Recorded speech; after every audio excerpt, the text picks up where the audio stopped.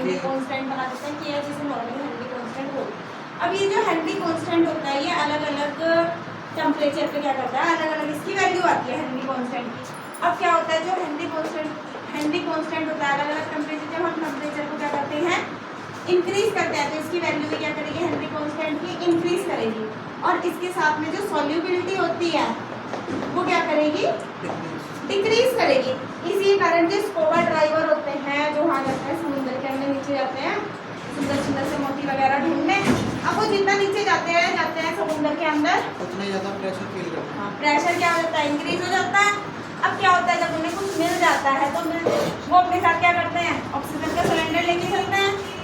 अब जितने वो नीचे जाते हैं और जब वो ऊपर आता है ना, वो यूं नहीं है कि जैसे यहाँ पे उन्हें कोई मोती वगैरह मिला और वो सीधा यूं ही ऊपर आ गए, ऐसे वो ऊपर नहीं आते, क्योंकि नीचे क्या था, प्रेशर इंक्रीज था तो ब्लड का फ्लो हो रहा था। जैसे ऊपर जाए प्रेशर कम होगा तो ब्लड का फ्लो भी तो इफेक्ट करेगा, इसलिए जब वो ऊपर आते हैं वो डायरेक्टली सीधा ऊपर नहीं आते, वो क्या होता है यूं घूम के क्या करते हैं ऊपर आते हैं और साथ में ऑक्सीजन का सिलेंडर उनके साथ लगा रहता है ताकि उनका जो ब्लड का फ्लो हो वो नॉर्मल रहे। अगला क्या होता है, जब हम बहुत पहाड़ों वगैरह पे चले जाते हैं तब भी क्या हो जाती है, ऑक्सीजन की कमी हो जाती है।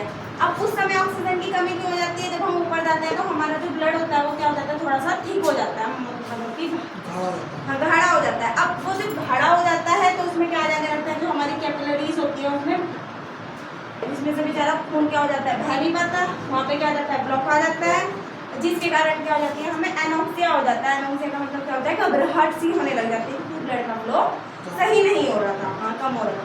ये जो दोनों एग्जाम्पल है, एक तो स्कूबा ड्राइवर वाला और एक ये ऊपर हाई हील्स के ऊपर जाने का, ये दोनों किसके एग्जाम्पल हैं, हेनरी लो के एग्जाम्पल है। पहले वाला लिख, पहले लिख the value of K H, मतलब ये हेनरी कांस्टेंट ऐसे ही लिख स्टार्ट करो, the value of K H, K base में लिख दिया एच,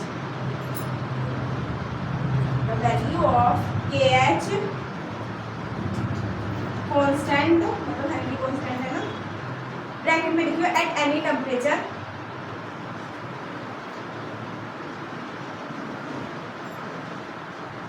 फिर ब्रैकेट बंद कर दे, आगे लिख are different from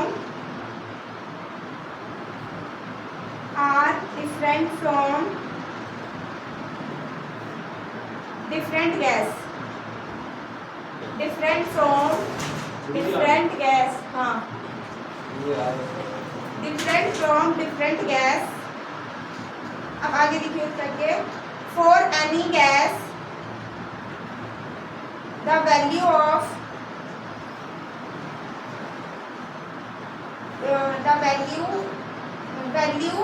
KH increase, the value of KH increase with increased temperature, it means solubility decreases, it means solubility decreases, it means solubility decreases। अब इसके बाद अगली लाइन लिखियो, more the value of KH, more the value of KH, less the value of solubility, less the value of solubility। फिर example लिखिए, less the value of solubility, less the value of solubility। इसके बाद लिखिए scuba driver example में,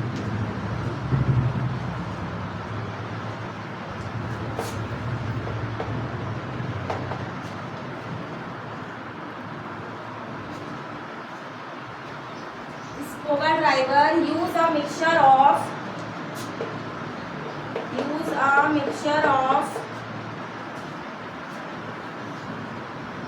11% nitrogen,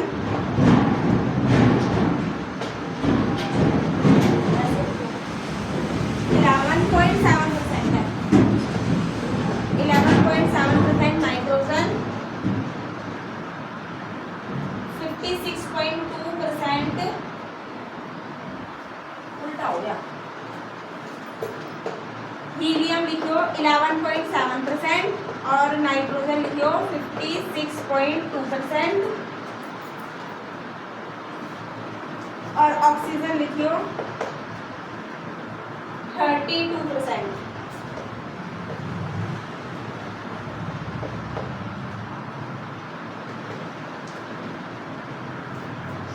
हो गया?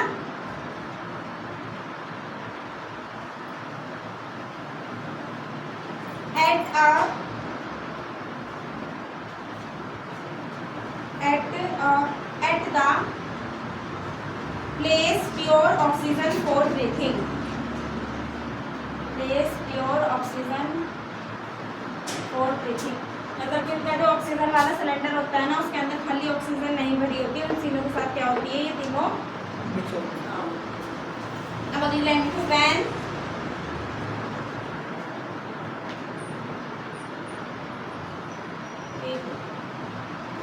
at greater depth the solubility of gases, greater depth the solubility of gases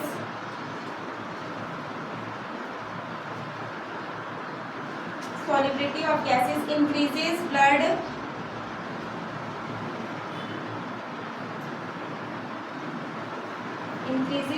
increases due to high pressure, solubility of gas इसलिए increase होती है क्योंकि नीचे जाते जाते प्रेशर क्या हो जाता है, इंक्रीज हो जाता है ब्लड में। फिर आगे लिखी होगी लाइन में when driver come upward, pressure is decreases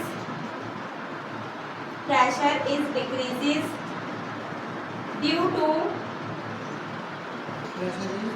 decreases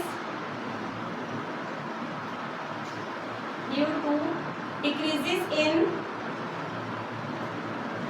pressure the solubility of gases,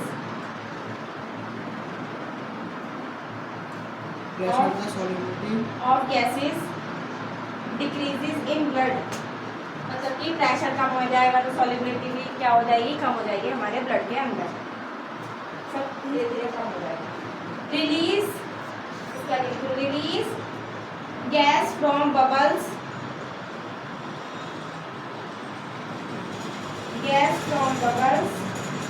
block the capillary and create medical condition, capillary and create the medical condition is BANDS, BANDS।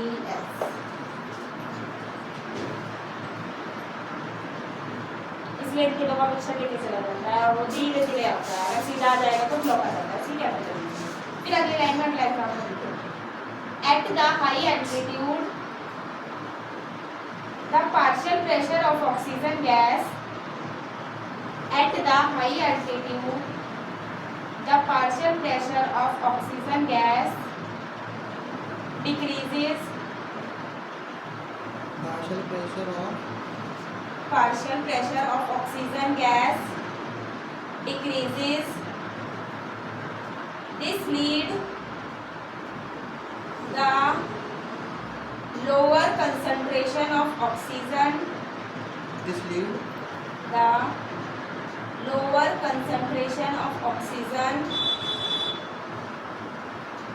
concentration of oxygen in blood. It make the chamber weak, unable to think. This condition is known as anoxia.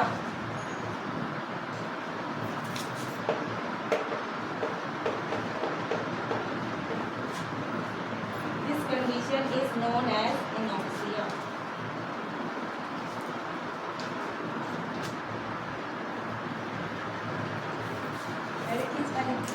अब जो हमारी qualitative property होती है ना, ये क्या होती है, किसी भी सॉल्यूशन की फिजिकल प्रॉपर्टी होती है। अब वो जो ये किस पे डिपेंड करती है, कितने उसके पास नंबर ऑफ मोल है, नंबर ऑफ एटम है, उस पे क्या करती है, कॉलिगेटिव प्रॉपर्टी होती है। अब इसके क्या होते हैं, 4 पार्ट होते हैं। तो ऑस्मोटिक प्रेशर होता है, evaluation in boiling point, depression in freezing point और वेपर प्रेशर। ये चारों खत्म हो जाएंगे तो ये चैप्टर क्या हो जाएगा, खत्म हो जाएगा। आगे पीछे हो सकता है, मैं ऊपर नीचे करवा दूँ। सबसे पहले क्या होता है, कॉलिगेटिव प्रॉपर्टी होती है। अब जो कॉलिगेटिव प्रॉपर्टी होती है वो क्या होती है, किसी भी सॉल्यूशन के अंदर जब हम सॉल्वेंट को क्या कर देते हैं, घोल देते हैं, उसके बाद वो किस पे डिपेंड करता है, कितने उसके पास एटम है, कितने उसके पास मॉलिक्यूल है, उस पर क्या करती है, उसकी कॉलिगेटिव प्रॉपर्टी डिपेंड करती है।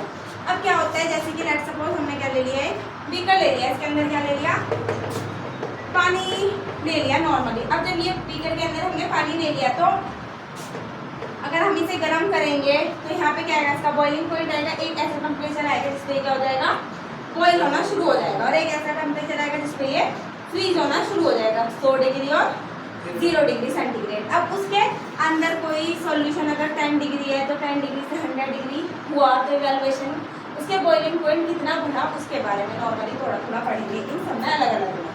और उसके ऑस्मोटिक प्रेशर में किस तरीके से चेंज आया, उसके वेपर प्रेशर में किस तरीके से चेंज आया, सारी चीज़ें करेंगे, बढ़िया भी कहीं देखते हैं।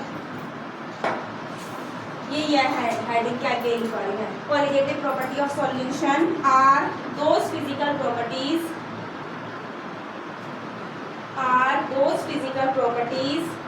of solution in solvent which depend on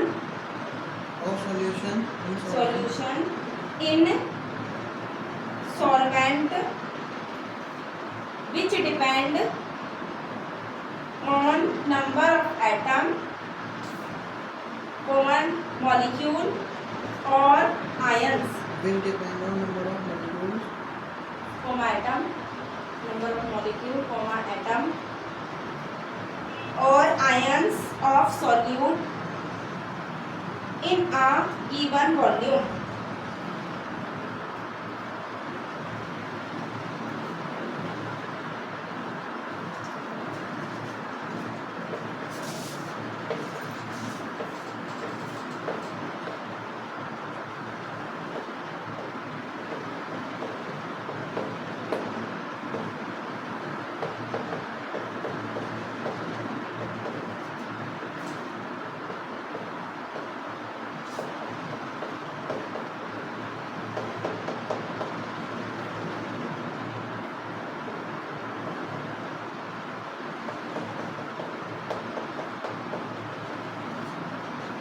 अब ये क्या है, हमने नॉर्मली एक सॉल्यूशन ले रखा था, जैसे कि ये पानी था नॉर्मली। अब ये जब पानी था तो इसका 100 डिग्री पे क्या हो रहा था, बॉईल हो रहा था, और 0 डिग्री पे यहाँ पे क्या है, 0 डिग्री है, यहाँ पे ये पिघल जा रहा था। अब हमने इसमें क्या कर दिया, कोई ऐड करा।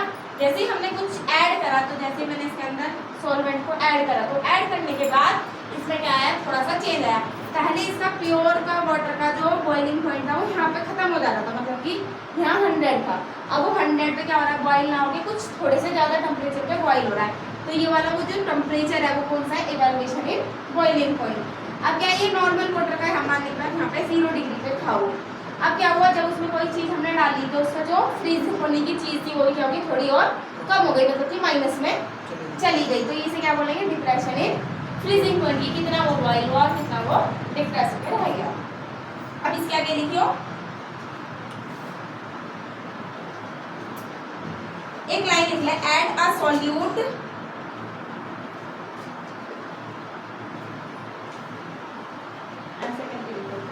ऐड अ सॉल्यूट, फिर उसके आगे लिखो वेपर प्रेशर इंक्रीज, ऐड अ सॉल्यूट, हाँ मैं लिखी ऐड अ सॉल्यूट, वेपर प्रेशर तो डिक्रीज लिखियो, बॉइलिंग पॉइंट इंक्रीजेस लिखियो, vapour pressure decreases, boiling point increases और फ्रीजिंग पॉइंट डिक्रीजेस और ऑस्मोटिक प्रेशर इंक्रीजेस। ये तो 4 कॉलिगेटिव प्रॉपर्टीज हैं जब हम सॉल्यूट को ऐड करेंगे तब।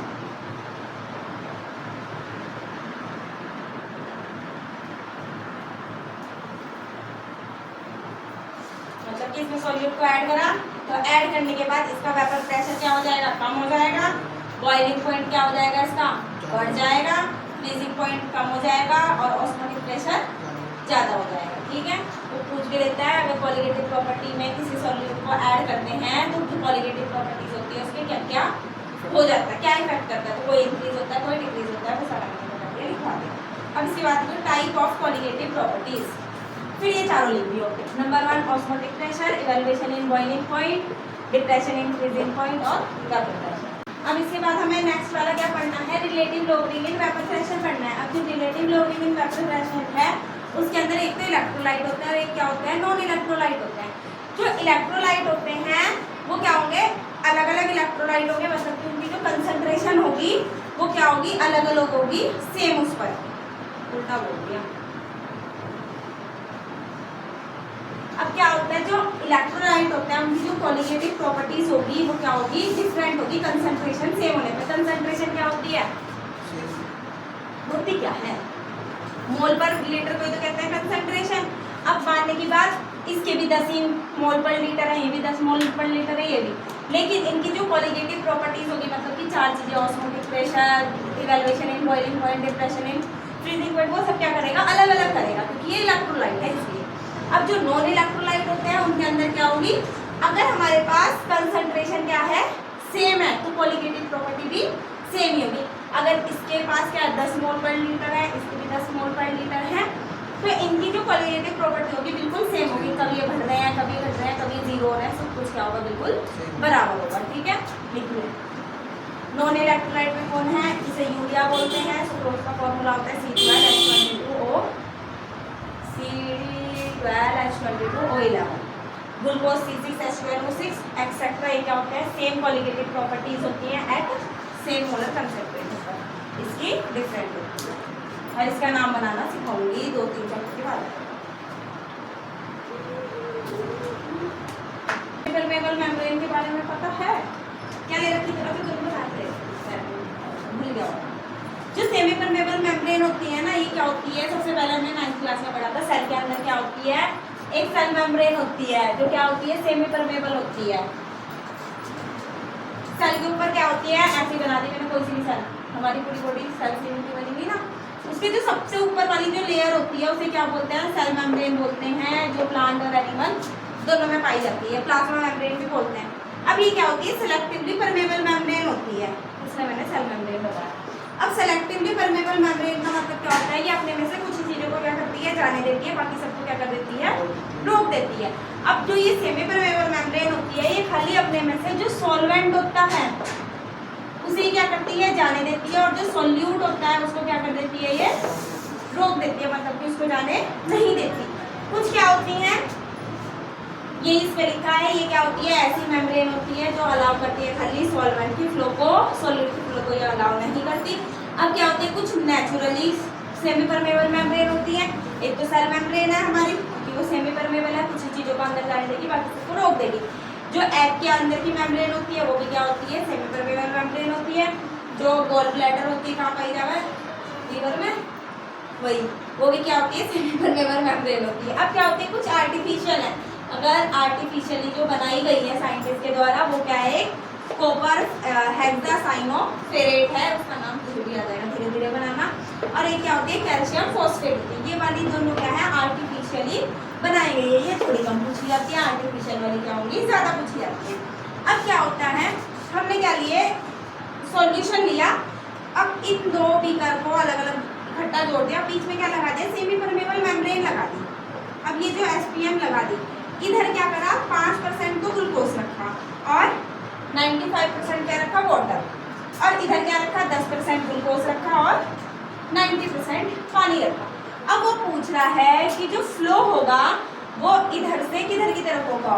नॉर्मली जो फ्लो होगा वो A से B की तरफ होगा सॉल्यूशन का, या फिर B से A की तरफ होगा।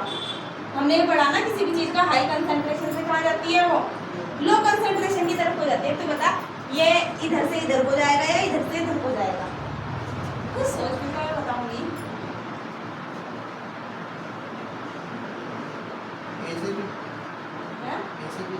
A से B, अब A से B हो जा रहा है तो क्यों जा रहा है, क्योंकि यहाँ पे जो सॉल्वेंट है उसकी कंसंट्रेशन ज़्यादा है कंपेयर टू सॉल्यूट के, और वो क्या किसे अलाउ करता है, खाली सॉल्वेंट को ही अलाउ करता है, इसीलिए। तो इसीलिए क्या है, इधर से वो उधर की तरफ को जा रहा है। ये लिख, ये लिख, ये लिख, और इसे भी बनाना। पता चला ना कहाँ से कहाँ को फ्लो हो रहा। नीचे अलग अलग तरीके से ऑस्मोसिस। अब क्या होता है, ये जो फ्लो होता है हायर कंसंट्रेशन से लोअर कंसंट्रेशन की तरफ को, अगर ऐसा लिखा flow of solution from higher concentration से लोअर कंसंट्रेशन, तो इसे क्या बोलते हैं, डिफ्यूजन बोल देते हैं सिंपली। अगर हमने क्या कर दिया, ये लगा दिया हायर कंसंट्रेशन से लोअर कंसंट्रेशन की तरफ को फ्लो हो रहा है through SPM semi permeable membrane, तो इसे क्या बोलते हैं, ऑस्मोसिस बोल देते हैं। वैसे डिफ्यूजन है बस, ऑस्मोसिस जो है जैसे हमने उसमें एसपीएम मेम्ब्रेन लगा दी। तो ये लिखा है solution of lower concentration to solution of higher concentration through semi permeable membrane जो फ्लो हो रहा है। या फिर ऐसे भी बोल देते हैं मूवमेंट ऑफ सॉल्वेंट मॉलिक्यूल की मूवमेंट हो रही है सॉल्यूशन के अंदर लोअर कंसंट्रेशन से हायर कंसंट्रेशन। अब इसकी कंसंट्रेशन क्या है, लोअर क्यों है, क्योंकि इसमें सॉल्यूट कम डला हुआ है और इसमें सॉल्यूट क्या है, ज़्यादा डाला हुआ है, इसलिए ये पूरा क्या है, सॉल्यूशन है। ठीक है, सॉल्वेंट तो हायर से लोअर की तरफ को ही जा रहा है, लेकिन अगर मैं सॉल्यूशन के तौर पे इसे देखूं तो इस वाले सॉल्यूशन की कंसंट्रेशन क्या है, कम है, और इस वाले सॉल्यूशन की कंसंट्रेशन क्या है, ज़्यादा है। तो इस वाली से इस वाली की तरफ ही जा रहा है। तो अगर मैं सॉल्यूशन में देखूंगी तो सॉल्यूशन की सॉल्वेंट को मॉलिक्यूल को नज़र रखते हुए सॉल्यूशन को अगर देखें तो लोअर कंसंट्रेशन से हायर कंसंट्रेशन की तरफ को जाता है एसपीएम के थ्रू। से क्या बोलते हैं, ऑस्मोसिस बोलते हैं। अब एक आता है इसमें ऑस्मोटिक प्रेशर। अब ये जो ऑस्मोटिक प्रेशर होता है ये क्या होता है, हाइड्रोस्टैटिक प्रेशर के इक्वल होता है। अब ये जो ऑस्मोटिक प्रेशर होता है इस हाइड्रोस्टैटिक प्रेशर के इक्वल कब होता है, जब इस वाले सॉल्यूशन के अंदर से हम इसे इसकी जो सॉल्वेंट है उसे ऑस्मोसिस के द्वारा हम अलग कर लेते हैं, तो ये दोनों प्रेशर क्या हो जाते हैं, इक्वल हो जाते हैं, अदरवाइज नहीं होते। इतना होता है जो ऑस्मोटिक प्रेशर होता है उसको मेजर करने के लिए ये मेथड होता है, पहले बताए जाते थे, बताए नहीं जाते। बार्कले हार्टले मेथड होता है, ये लैब मेथड होता है, और एक डीवरीज होता है, टोन कोरस डिस्क मेथड होता है। ऐसे नाम याद रखिएगा, अगर कभी पूछेंगे तो बता दो, नहीं तो पूछिएगा। अब इसके बाद क्या है, लो ऑफ ऑस्मोटिक प्रेशर। अब ऑस्मोटिक प्रेशर का जो लो होता है इसको लो ऑफ डाइल्यूशन भी बोला जाता है। लो ऑफ डाइल्यूट सॉल्यूशन के लिए भी यही वाला इसका नाम है, चाहे तो ऑस्मोटिक लो बोलो चाहे लो ऑफ डाइल्यूशन बोलो। अब इसको देने वाले कौन थे, वॉन हाफ नाम के साइंटिस्ट थे जिन्होंने ये दिया था। अब इसमें जो पहला लो है वो क्या है, बॉयल-स्मार्ट-हाफ लो है। अब जो बॉयल-स्मार्ट-हाफ लो है ये क्या करता है, जब हम क्या कर देते हैं, कांस्टेंट कर देते हैं किसको, टेम्परेचर को अगर हम कांस्टेंट कर देते हैं तो जो हमारा प्रेशर होता है वो डायरेक्टली प्रोपोर्शनल किसके होता है, कंसंट्रेशन के होता है। और जो चार्ल्स वॉन्ट हाफ लो होता है इसमें क्या कर देते हैं, हम कंसंट्रेशन को कांस्टेंट कर देते हैं, तो जो हमारा प्रेशर होता है वो डायरेक्टली प्रोपोर्शनल किसके होता है, हमारे टेम्परेचर के होता है। अब दोनों से एक को इक्वेशन 1 मान के एक को इक्वेशन 2 मान के दोनों को लिख देते, तो जो प्रेशर है किसके प्रोपोर्शनल हो गया, सीटी के। अब इस प्रोपोर्शनल को हटाने के लिए हम एक कांस्टेंट ले आते हैं, लिसबर्ग कांस्टेंट आर और सीटी। अब सी क्या है, हमारी कंसंट्रेशन ही तो है। अब जो कंसंट्रेशन होती है वो आपने पढ़ा था मोल पर लीटर होती है, ये तो है कंसंट्रेशन। अब इसको इसकी जगह क्या कर दूंगी, अगर रख दूंगी तो क्या हो जाएगा, N/V/RT हो जाएगा। ठीक है, अब क्या होता है ये, और ये जो प्रेशर होता है इसको ही हम क्या करते हैं, पाई से डिनोट करते हैं। इसको अगर मैं इधर ले जाऊंगी तो ये गैस इक्वेशन बन जाए, आइडियल गैस इक्वेशन बन जाएगी, P = nRT। अब जो हमारा प्रेशर होता है उसे हम पाई से भी क्या करते हैं, डिनोट करते हैं। तो ये जो फॉर्मूले हैं सेम पाई की जगह पे CRT भी हो सकता है, या फिर हम पाई = N/V/RT भी लिख सकते हैं। और इस R की वैल्यू क्या होती है, फिक्स होती है, वो कितनी होती है, 0.0821 और भी होती है। ठीक है।